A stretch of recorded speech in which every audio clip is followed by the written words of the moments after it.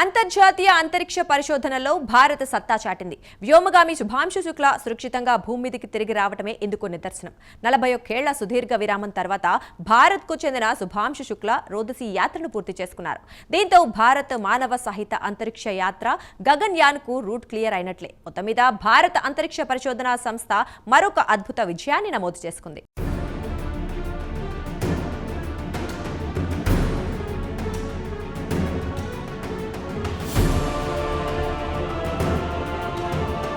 Axiom 4 ప్రయోగం విజయవంతమైంది. భారత వ్యోమగామి శుభాంశు శుక్లా నాయకత్వంలోని బృందం సురక్షితంగా భూమికి చేరుకుంది. రోదసీలో మొత్తం 18 రోజులు గడిపింది శుభాంశు శుక్లా బృందం. ఈ సందర్భంగా ప్రపంచవ్యాప్తంగా మానవాళికి ఉపయోగపడే అనేక ప్రయోగాలను విజయవంతంగా నిర్వహించింది ఈ టీం.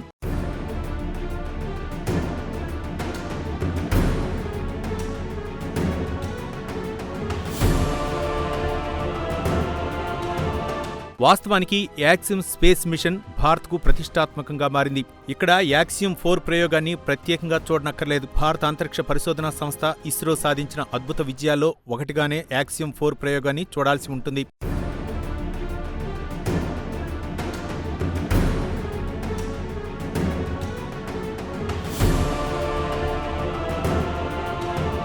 భారత అంతరిక్ష పరిశోధనా సంస్థది 55 ఏళ్ల సుదీర్ఘ ప్రస్థానం. ఈ సుదీర్ఘ ప్రస్థానంలో ఇస్రో అనేక విజయాలను నమోదు చేసుకుంది. 2023 ఆగస్టు 23న భారత అంతరిక్ష పరిశోధనలో ఓ మహోజ్వల ఘట్టం ఆవిష్కృతమైంది. విక్రమ్ ల్యాండర్ పరాక్రమాన్ని యావత్ ప్రపంచం వీక్షించింది. అంతరిక్ష పరిశోధనలో భారత్ పతాకం రెపరెపలాడింది. భారత్ ప్రతిష్టాత్మకంగా తీసుకున్న చంద్రయాన్ 3 మిషన్ విజయవంతమైంది. 41 రోజులుగా నెలకొన్న ఉద్విగ్నత వీడింది. జాబిల్లి దక్షిణ ధ్రువం మీద వ్యోమనౌక సక్సెస్ఫుల్ గా కాలుమోపింది. దీంతో భారత శాస్త్ర సాంకేతిక సత్తాని చాటే ఓ మహోజ్వల ఘట్టం ఆవిష్కృతమైంది.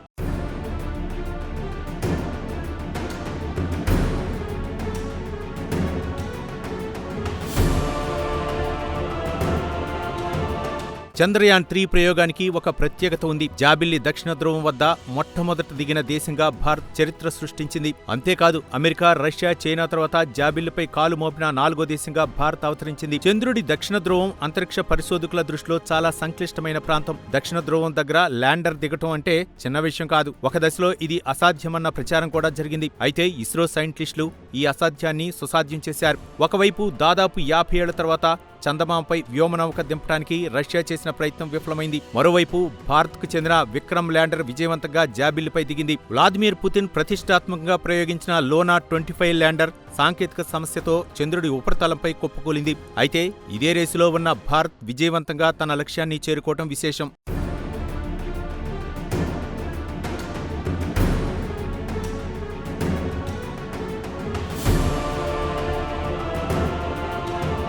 స్వాతంత్ర్యం వచ్చిన తొలి రోజుల్లోనే అంతరిక్ష పరిశోధనలో భారత్ బాగా వెనుకబడి ఉండేది. అప్పట్లో అమెరికా, రష్యాల నుంచి దిగుమతి చేసుకున్న రాకెట్లను ప్రయోగించేది. ఈ నేపథ్యంలో హోమీ భాభా పర్యవేక్షణలో Indian national committee for space research పేరుతో ఓ సంస్థ ఏర్పాటైంది. 1969లో Indian national committee for space research సంస్థ కాస్త భారత అంతరిక్ష పరిశోధనా సంస్థ ఇస్రోగా అవతరించింది. తొలి రోజుల్లో కేవలం ఉపగ్రహాలను తయారు చేయడానికే ఇస్రో పరిమితమైంది. అయితే తయారు చేయటమే కాదు, వాటిని ప్రయోగించే సామర్థ్యాన్ని కూడా కలిగి ఉండటానికి అంతరిక్ష పరిశోధకులు డిసైడ్ అయ్యారు. ఈ ఆలోచనలో నుంచి పుట్టిందే శాటిలైట్ లాంచ్ వెహికల్. ఇస్రో తయారు చేసిన తొలి పూర్తిస్థాయి ఉపగ్రహానికి ఖగోళ శాస్త్రవేత్త అయిన ఆర్యభట్ట పేరు పెట్టారు. భారతదేశ మొట్టమొదటి ఉపగ్రహం ఆర్యభట్టను 1975 ఏప్రిల్ 19న అప్పటి సోవియట్ యూనియన్ నుంచి విజయవంతంగా ప్రయోగించారు.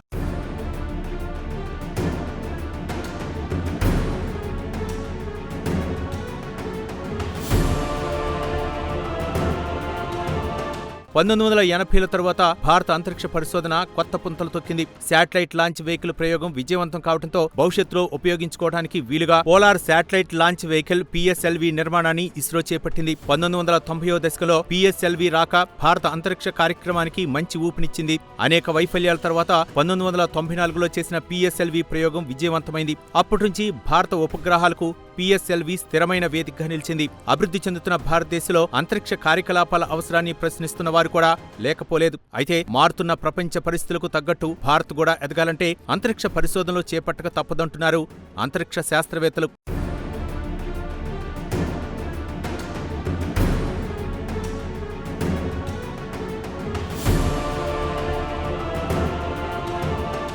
ఏమైనా ఆధునిక సమాజం ఎదుర్కొంటున్న అనేక సమస్యలకు అధునాతన సాంకేతిక పరిజ్ఞానమే పరిష్కారమంటున్నారు అంతరిక్ష పరిశోధకులు.